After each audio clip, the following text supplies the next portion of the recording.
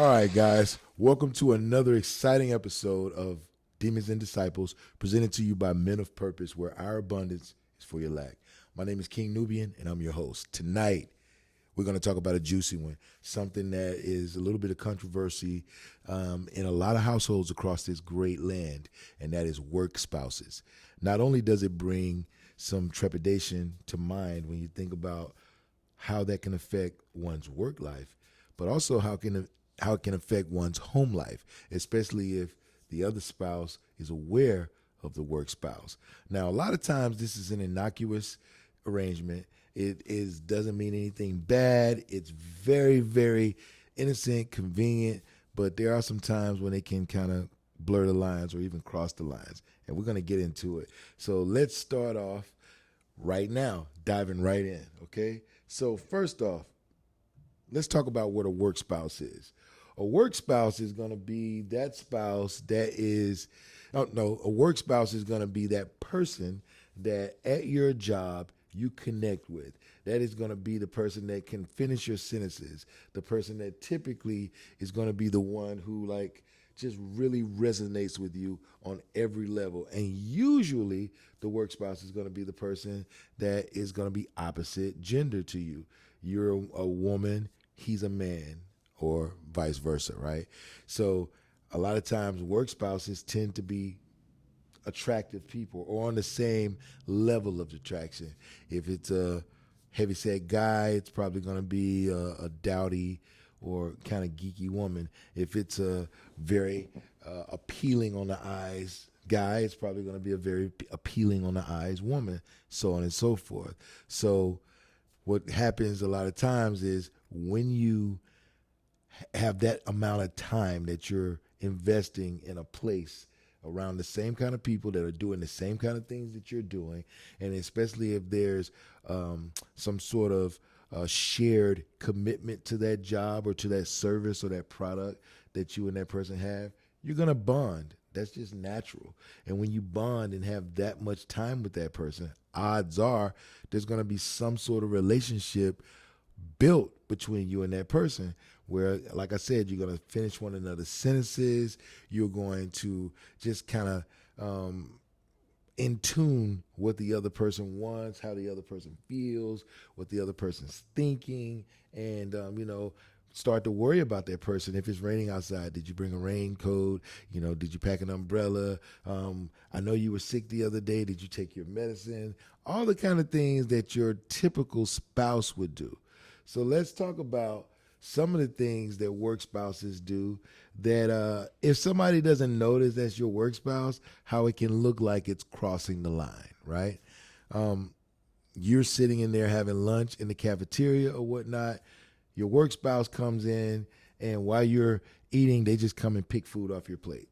Now, you're perfectly okay with that. This is your work spouse. This is the person that you deal with on a daily basis. They know all your dirt in your actual relationship at home. They know about your kids. They know their names, what schools they go to. They know about whatever medications you may take, whatever illnesses you're dealing with, how your tax situation is going, whether or not you're buying a new home or a new piece of property. They know everything. So it is nothing for that person to come in while you're eating a burger and a fry from a takeout restaurant, and for them to just take a fry off your plate. That's cool. That's your work spouse, your work boo, whatever.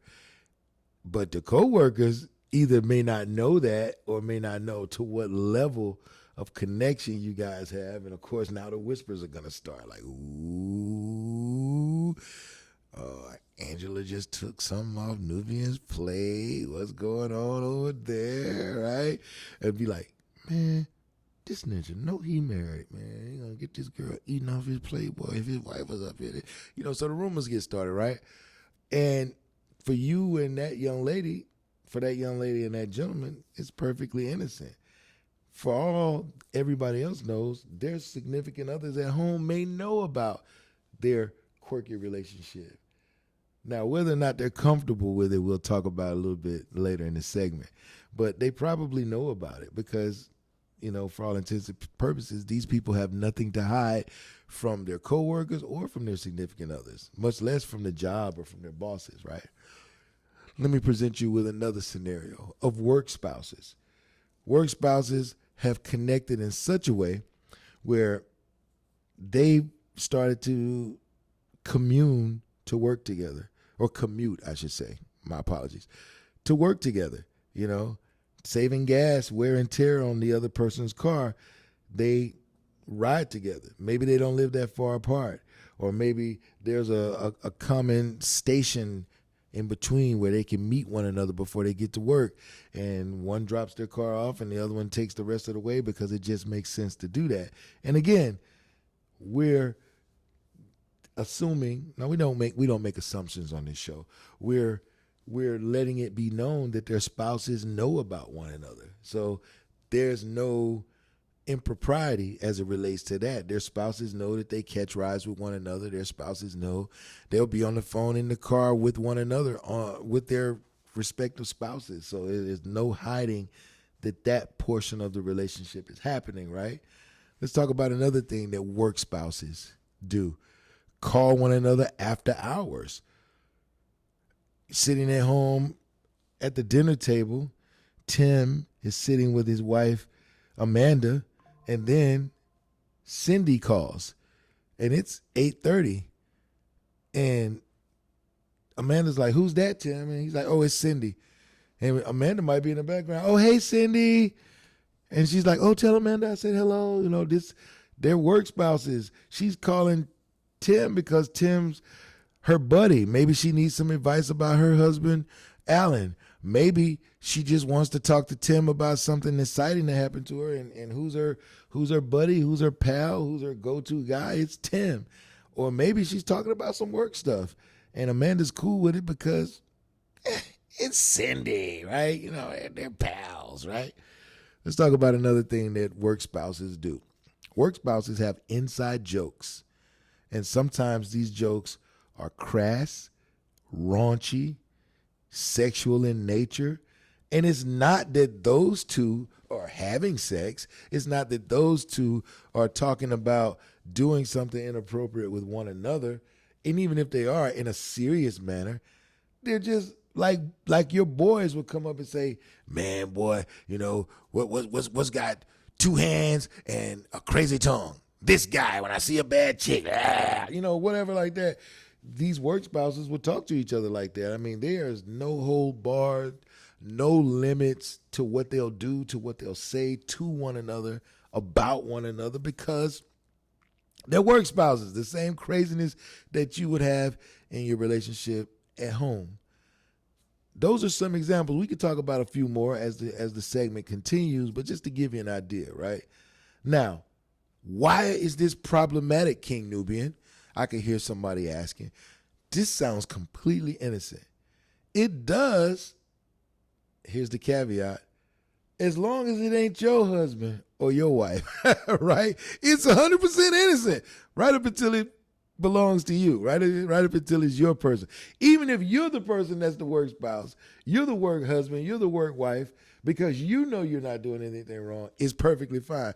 But let it be your booski, let it be your bae, let it be your hubby, your wifey, having this relationship with someone else. All of a sudden now it's problematic. Let's take Amanda, who knows that Cindy's calling Tim, right?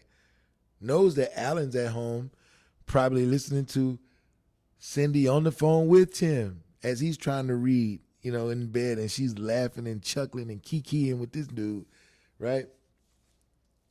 Meanwhile, Amanda at Tim's house and Alan at Cindy's house are both secretly pissed the fuck off right now. They are both not happy, right?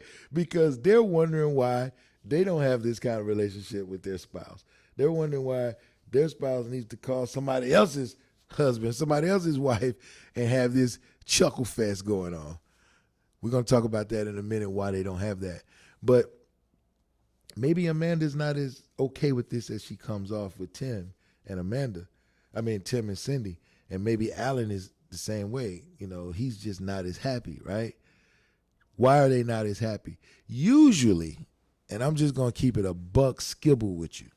Usually, the reason why people develop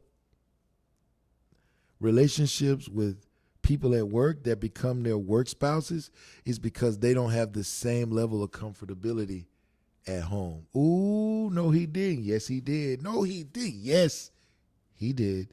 He said that. Well, I get along great with my husband, and he does have a work spouse, but I know ain't nothing going on with him. And you don't get along as great with your husband as you think you do about the things that he talks to his work spouse about. Otherwise, he would talk to you about it. Now, I'm going to just let that one sit right there because I know it's hard for you to take logic in. You like to chew it up and regurgitate it back out as some nonsense, some stuff that only makes sense in your mind. So, you done? All right, cool. Now, if you have a significant other that vibes with you on the same level that they vibe with their work spouse on any topic, then you're going to get chosen first every single time. Every single time. Because why use the secondary spouse when you can use the primary one, right? Here's the problem. Somewhere along the line, when your spouse got home, now we're talking about the spouse that's not the work spouse. We're talking about the spouse that doesn't have a work spouse relationship at their job. We're talking about the spouse who's secretly jealous of the work spouse relationship that their significant other has with their coworker, right? Somewhere along the line, when you got home from work or whatever it is you do in a day while your spouse is at work yucking it up with their work spouse, you forgot to make space for them. Somewhere along the line, your conversations became less and less about the things that you guys like, whatever those things are, whether it be the relationship, whether it be travel, whether it be hobbies, whether it be your kids, what have you. And more about the things that you don't like. Again, less and less about the things that you both do like and enjoy, and more about the things you don't like or find discomfort with. Yeah, I was at work today, and you won't believe this bud junk that Sharon said, this, that, and the other. Honey, can you fix my car? I mean, every time I get in it, there's something poking in my back, and I've asked you about this several times. Where did this bill come from? What's going on? Well, honey, I pay the bills. I mean, everything fine. Yeah, I understand that, but what is this amount for? And what is this? Oh, that was that gadget I told you I wanted. You don't need another gadget. You become less and less fun. You become less and less the person that they want to interact with in a dialogue. You become the person that is not the person that they want to use their free time and conversation with, right? And so since you became that person, you now are on the outs. Whenever they do want to talk about something that excites them, that makes them feel good, it makes them feel happy, that makes them resonate, they want to talk to the person who gives them that feeling of validation, helps them celebrate those small wins. The person who says, oh, you got that cool gadget? You were saying you wanted that, man. How did it work out? That's the conversation they want to have. They don't want to hear complaints, right? Let's say you're the kind of person who does want to do things with when you get off, but you don't want to do them with your significant other. You want to do them with your friends, not your work buddies, because you don't have a work spouse, remember. You're not that cool or that close with people at your job, but you damn sure will make time for your besties, your college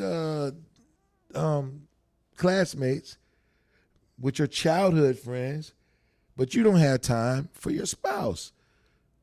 Hey, honey, me and the boys, we gonna, remember Malik I went to school with? Yeah, we gonna. Oh, honey, I'm just gonna go over here with Cheryl. We gonna. Now, your spouse worked just as many hours as you did. Your spouse was looking forward to coming home too.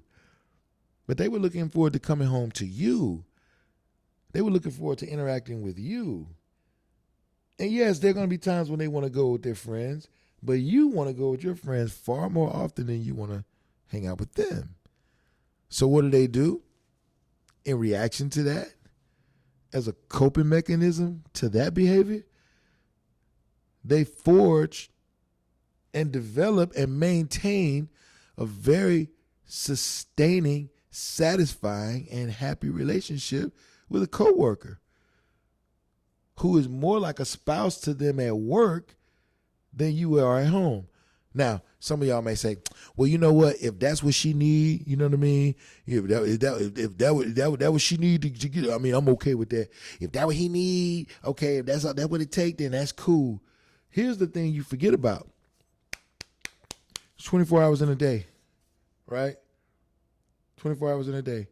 Most Americans use up a good portion of that 24 hours preparing to go, leaving from, and at their respective jobs, right? So the average American commute to work is an hour.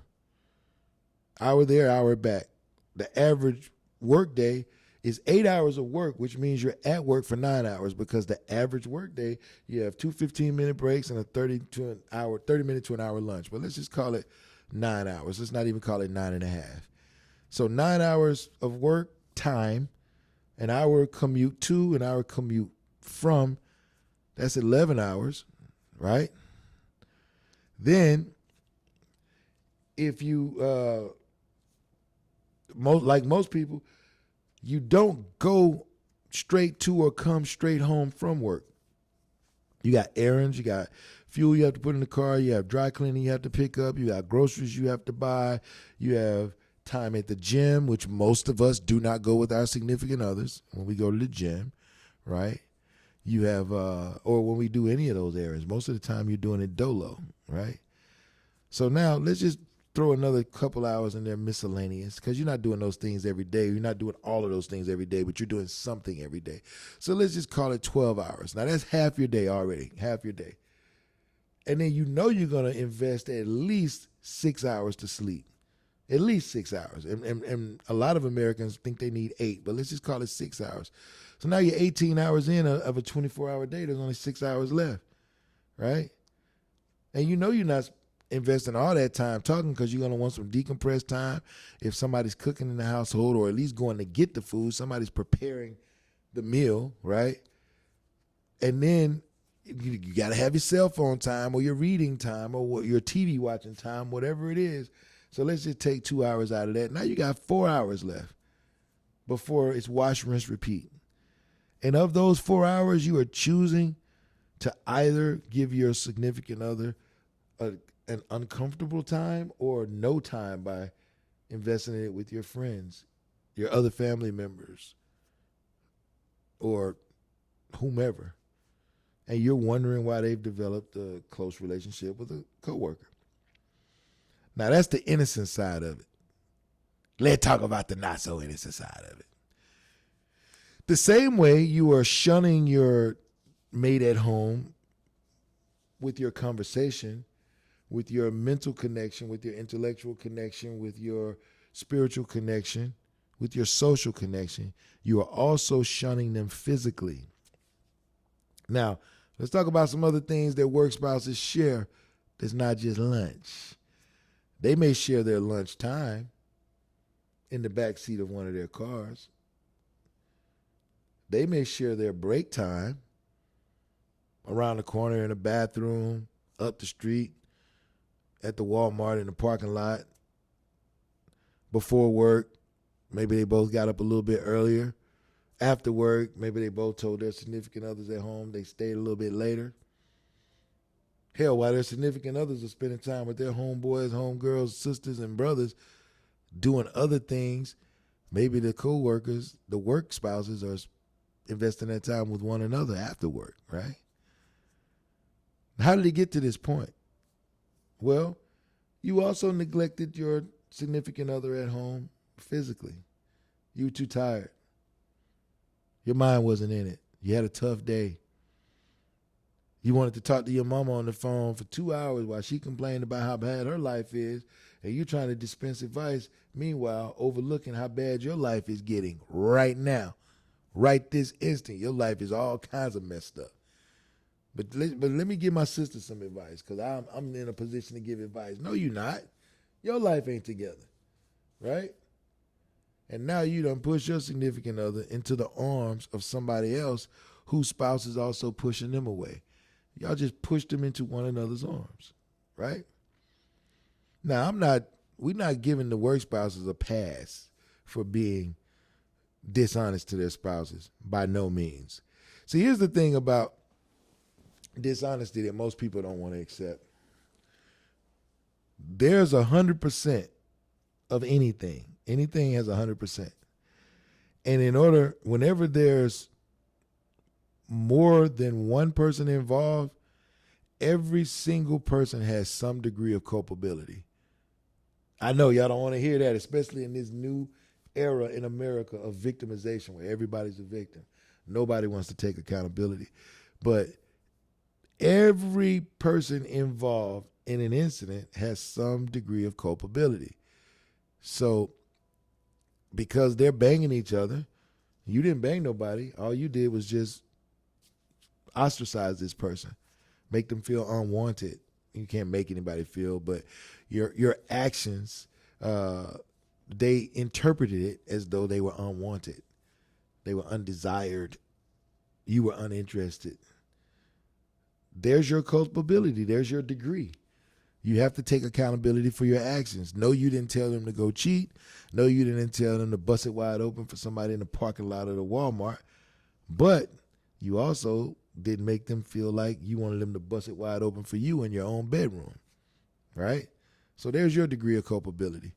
We're not letting them off scot-free, but we ain't letting you off scot-free either. These work-spouse relationships develop because somebody somewhere felt underappreciated. And I want you to try this on for size. Whatever you do for a living, whatever it is, whatever your spouse does for a living or your significant other, if you are not in the same field, if you're not selling the same service or product, and if you are not in the same venue, and you don't talk about what you do when you are in the same space together, you are basically telling them that you are not interested in what they do and they're not interested in what you do.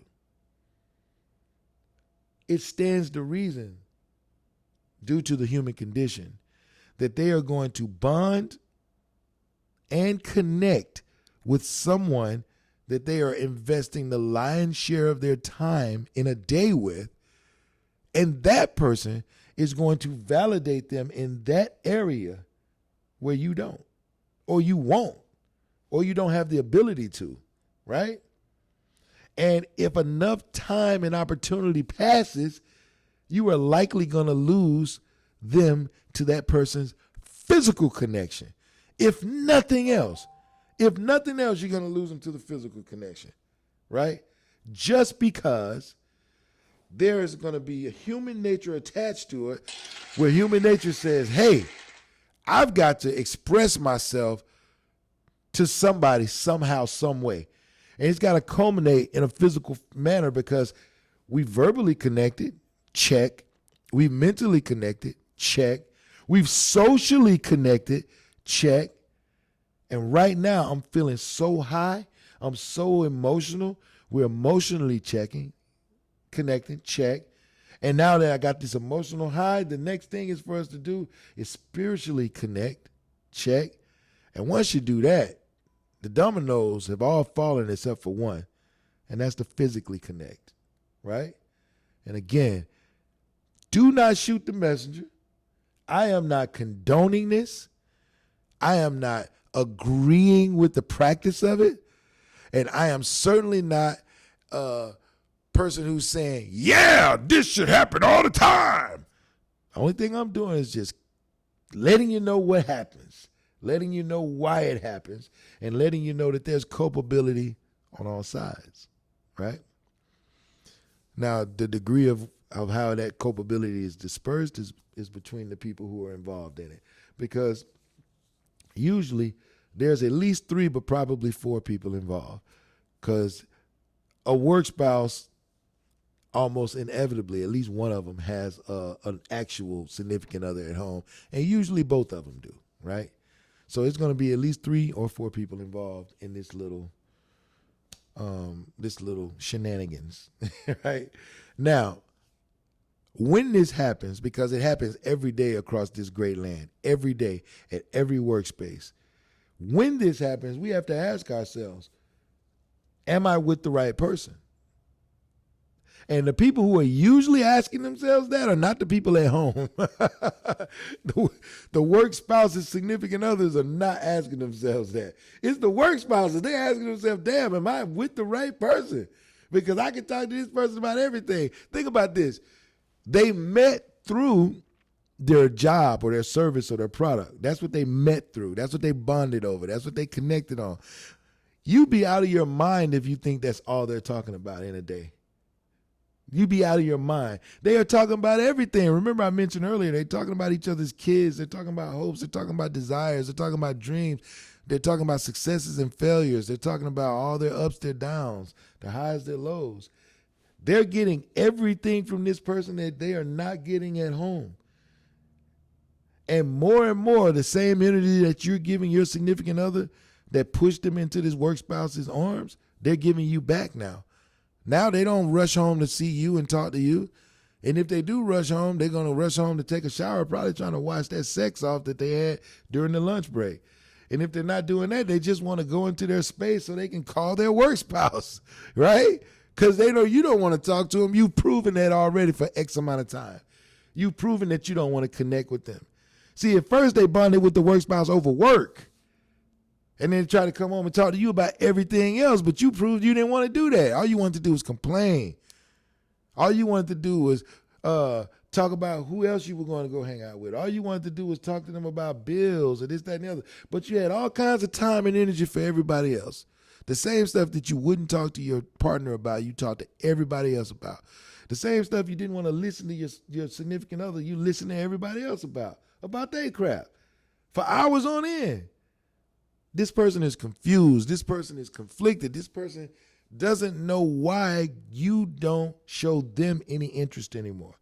They don't know what they've done to lose you, but they know they've lost you or they're losing you. But what you don't know is you about to lose them. You about to lose them to Becky at work, Tawana at work, Philip at work. And it's always a name that you never suspect. Always a name that you never suspect. Man, you leaving me for this motherfucker? Yes. Because this motherfucker listening to me. They talking to me. They're responding and letting me know they heard what I said. They actually listened to what I said. You know?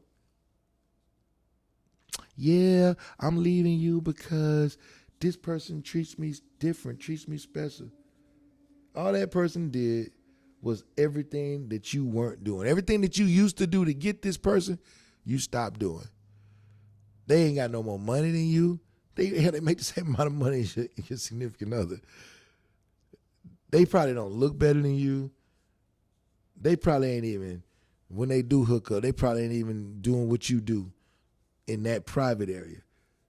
But the one thing that they do is they make this person feel valued. Again, you can't make anybody feel anything, but they give this person the impression that they're making them feel valued. They are doing and saying and giving the attention in areas that you want. That the person that you love, the person that you're calling your boo, your bae, your wifey or your husband, wanted from you but didn't get. And now by the time you circle around and realize what it is, it's too late because they're like, well, shit, I didn't have to beg this person to give it to me. I didn't have to ask and negotiate and barter and plead with them. They just did it. And now, I don't think this is going to work between us. It's not you. It's me. It's not you. It's me. And now you want to fight. Now you want to throw temper tantrums and you want to do all of that, right? Work spouse then became the real spouse.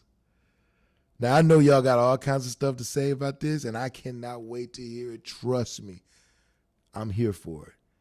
This has been another fantastic episode of Demons and Disciples presented to you by Men of Purpose, where our abundance is for your lack. I can't wait to get the feedback on this. I'm looking forward to it. This is King Nubian, your host, and I will talk to you guys very, very soon. Holla at your boy.